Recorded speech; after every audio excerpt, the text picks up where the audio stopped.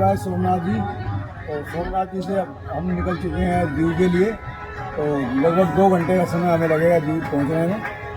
तो चलते हैं और देखते हैं, जो भी अच्छे व्यू होंगे वो आपको एक्सप्लोर करके दिखाएंगे।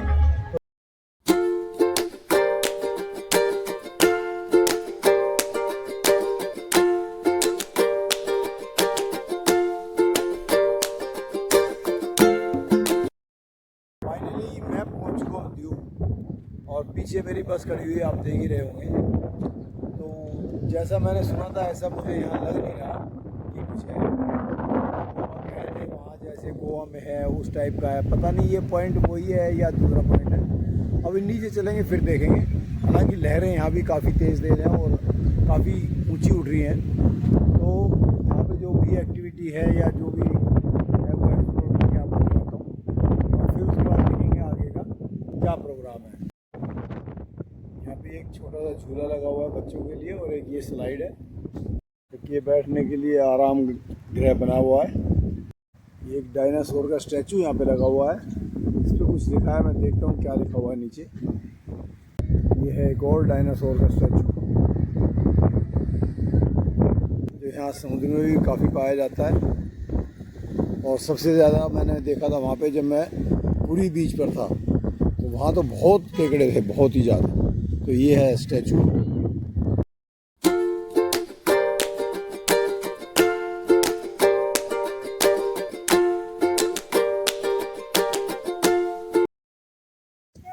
ये यहाँ पे कुछ शॉप लगी हुई है, आपको यहाँ पे शंख, तुलसी की मालाएं, और ये कछुआ भी है, बच्चों के टॉयज हैं। और ये हमारे जो बस में श्रद्धालु हैं, हमारी सवारियाँ, ये सब यहाँ पे शॉपिंग कर रहे हैं।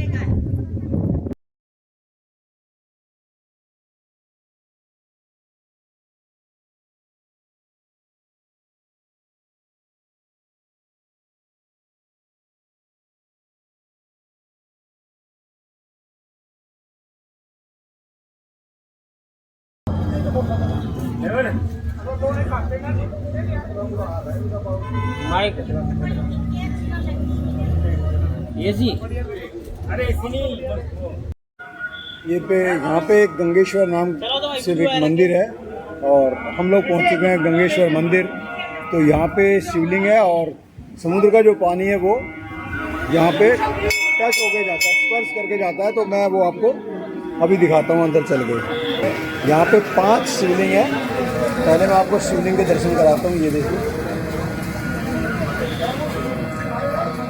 और जब समुद्र की लहर यहाँ पे आती है तो इसको स्पर्श करके जाती है, यही यहाँ का सबसे मेन अट्रैक्शन है। तो मैं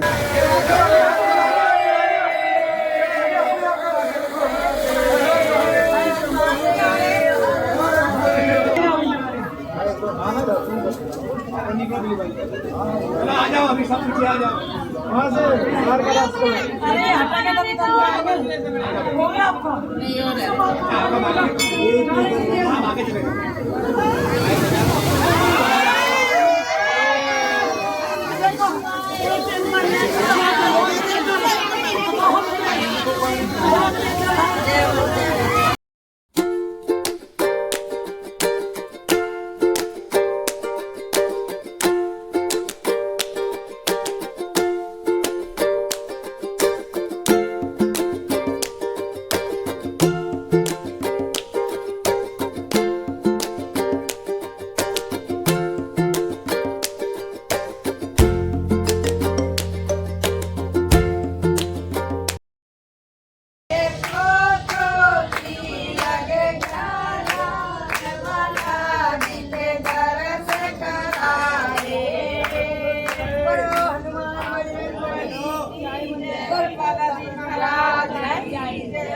शैलना में हमने डिनर किया था, और अब हम वहाँ से निकल के आगे हैं। लगभग सवेरे के 3:05 हुए हैं, और एक जगह है ये भाड़ भीड़। तो पीछे जो है वो टोल था, टोल क्रॉस करने के बाद में भाड़ भीड़ एक जगह है, यहाँ पे वॉशरूम ब्रेक लिया है। एक बार फिर से पैसेंजर बोर्ड हो चुके हैं, और अब फिर से चलने की तैयारी है। रात 10 बजे के चले हुए हैं, और अभी रुके हैं एक होटल पर, होटल आशीष काठियावाड़ी। अभी चाय ब्रेक लिया है यहाँ पे, अभी चाय पियेंगे, उसके बाद फिर आगे की जर्नी को करेंगे कंटिन्यू। टी ब्रेक अपना अब ख़त्म हो चुका है और गाड़ी हमारी चल चुकी है।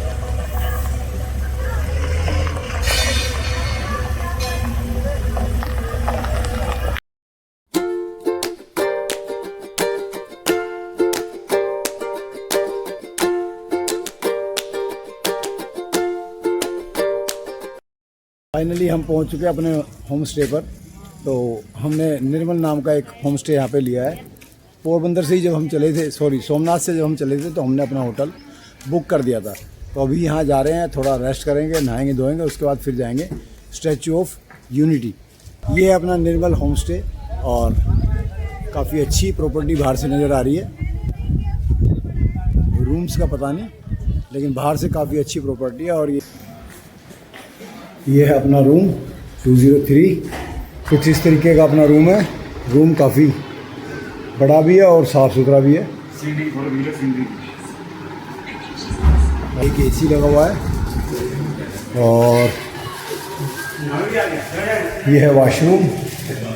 काफ़ी बड़ा वॉशरूम है, बहुत बड़ा। और साफ़ सफाई, सबसे बड़ी बात है कि साफ़ सफाई बहुत है, बहुत ज़बरदस्त साफ़ सफाई है। हम यहाँ पर 11 बजे पहुँच गए थे। उसके बाद लंच वंच बनवाया और नहा धोकर फ्रेश होकर लंच करके अभी बजे हैं 3 और अब हम निकल रहे हैं स्टैचू ऑफ यूनिटी के लिए। वहाँ कोई लेज़र शो वगैरह भी होता है, वो भी देखेंगे और एक्सप्लोर करेंगे, आप लोगों को भी दिखाएंगे। तो अभी चलते हैं बस की ओर। अपने पैसेंजर अभी बोर्ड हो रहे हैं स्टैचू ऑफ यूनिटी के लिए और बस बिल्कुल रेडी है। पैसेंजर हमारे बैठे और फिर हम चले।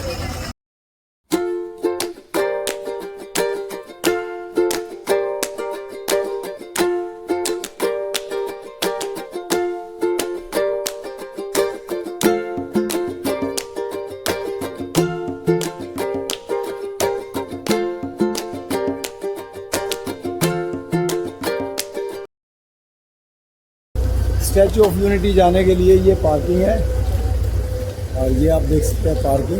ये देखिए, यहीं पे आपको गाड़ी लगानी होगी और यहाँ से आपको फिर ई रिक्शा मिल जाएगी। तो देखते हैं कोई ई रिक्शा आती है तो फिर हम भी बैठ के उसमें चलेंगे स्टैचू ऑफ यूनिटी के लिए। ये स्टैचू ऑफ यूनिटी के लिए यहाँ से आप टिकट परचेज कर सकते हैं। ये टिकट काउंटर है यहाँ पे और ये लाइनें लगी हुई हैं। ये है बस स्टॉप, यहीं से बस मिलेगी और यहाँ पे अभी हमें लाइन में लगना होगा बस के लिए।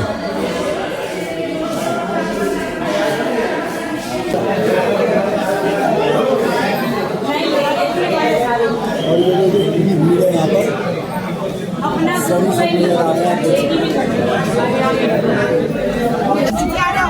काफ़ी भीड़ है और बस पूरी भर चुकी है। एक बस पहले गई और एक और भर गई।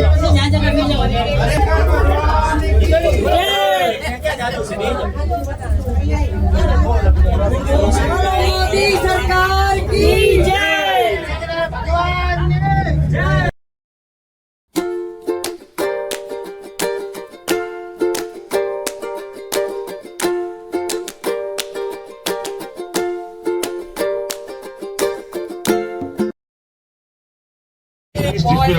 और सीट केवल और बीएम गैलरी जा सकते हो।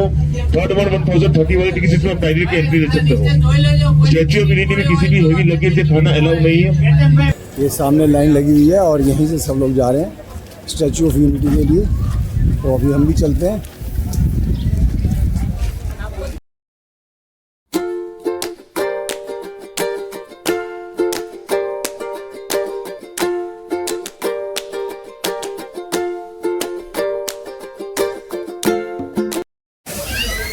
तो मैं पहुंच चुका हूं स्टैचू ऑफ यूनिटी के परिसर में और यहाँ पे देखिए ये झरने टाइप बनाए हुए हैं और फूल खिले हुए हैं। काफ़ी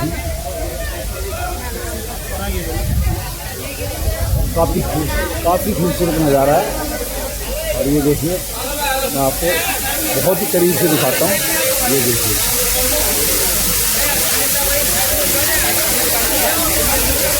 और ये पूरी वाल पर ये झरना बनाया हुआ है, ये काफ़ी खूबसूरत है।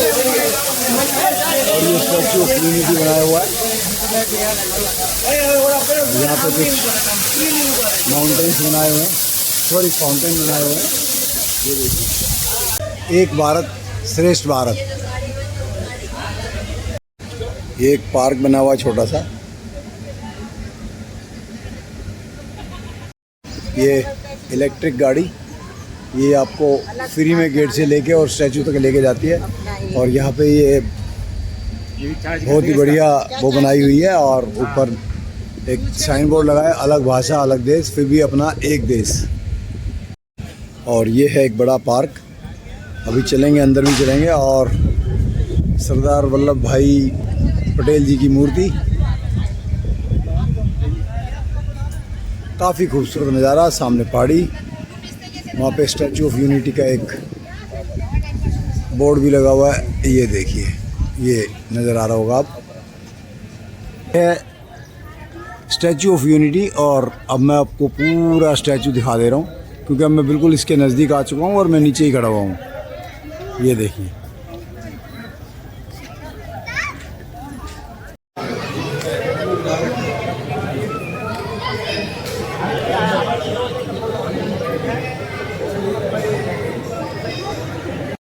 ये बना हुआ है पिरामिड टाइप, और इस पर आप देख ही रहे होंगे काफ़ी सुंदर मूर्तियाँ लगी हुई हैं।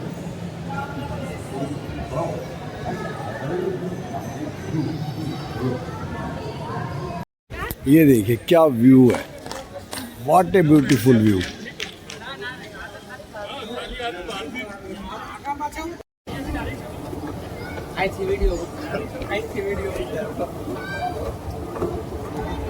ये है डैम,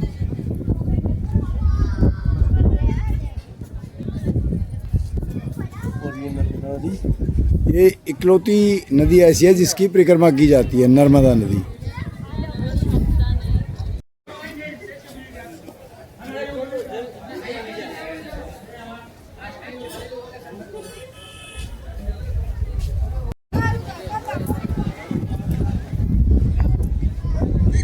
पटेल जी की मूर्ति के दोनों जो पैर हैं उनके बीच में से अब मैं निकल के जा रहा हूँ दूसरी साइड, और वहाँ का व्यू भी देखेंगे।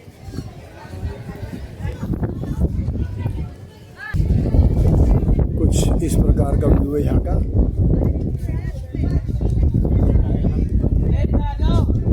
गाइस, स्टैचू के चारों ओर जो है ना बहुत ही सुंदर ग्रीनरी है, और इसके नीचे से नर्मदा नदी बहती हुई, काफ़ी खूबसूरत नज़ारा।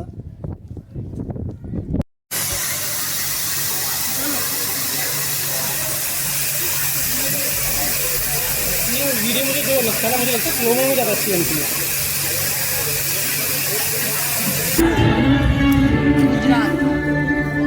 Statue of unity. वाह, 1857 में अंग्रेजों को ललकारने वाले पहले स्वतंत्रता संग्राम के एक सक्रिय सिपाही थे झवेर भाई पटेल। करमसद गांव के इस बहादुर देशभक्त किसान और उनकी पत्नी बेटों और एक बेटी में से चौथे बालक वल्लभ ने करमसद के बाद नडियाद से अपनी हाई स्कूल की शिक्षा पूरी की। फिर 13 साल की उम्र में उनकी शादी भी हो गई, छोटी सी झवेर भाई से।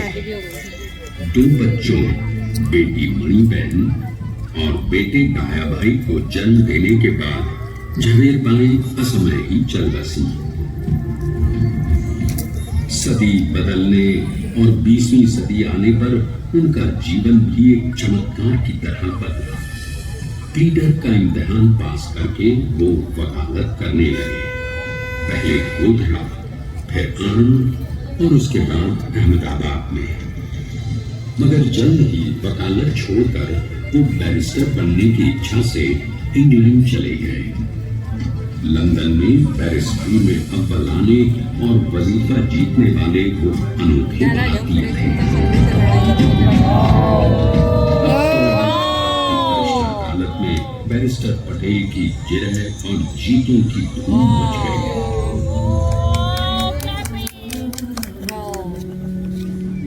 तभी एक युग पुरुष ने वल्लभ भाई के जीवन की धारा ही बदल दी। दक्षिण अफ्रीका में सत्याग्रह के अहिंसक अस्त्र से गोरे शासकों को सबक सिखाकर भारत वापस आए बैरिस्टर मोहनदास करमचंद गांधी से मिलकर वल्लभ भाई ने अपने कुछ वर्षों से सीखे विदेशी व्यवहार और संस्कार हमेशा के लिए त्याग दिए और अब वो अपने खेड़ा के किसानों को हक दिलाने के लिए बापू के साथ आंदोलन में कूद पड़े। अब उनके पैरों में जूते नहीं, गांव की धूल थी। हृदय में भारत भूमि की शस्य श्यामला धरती, मन में थे गांधी और मस्तिष्क में एक नए स्वतंत्र भारत का सपना।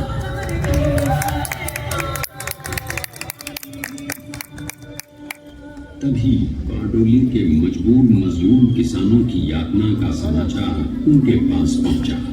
तुरंत वल्लभ भाई वहां पहुंचे और यूं शुरू हुआ भारत का सबसे बड़ा और सफल किसान आंदोलन बारडोली। वल्लभ भाई ने बारडोली के 87,000 किसानों को ऐसा अटल अडिग अचल मनोबल दिया कि अंग्रेजी सरकार हिल गई और एक बरस के बाद उनका लगान माफ ये कर देखो दिया भाई गया। वल्लभ भाई पटेल अब की तो स्टोरी सुना पूरे देश में लोग वल्लभ भाई के पता नाम नहीं की कितने लोग कसमें आएंगे, खाने मैं सबको लगे। ऐसे बोल रही हूँ कि स्वयं मैं आई महात्मा हूँ गांधी ने कहा, अब वल्लभ भाई मेरे शिष्य या साथी नहीं, सारे देश के सरदार हैं और देश को मिल गया एक अनोखा असरदार सरदार।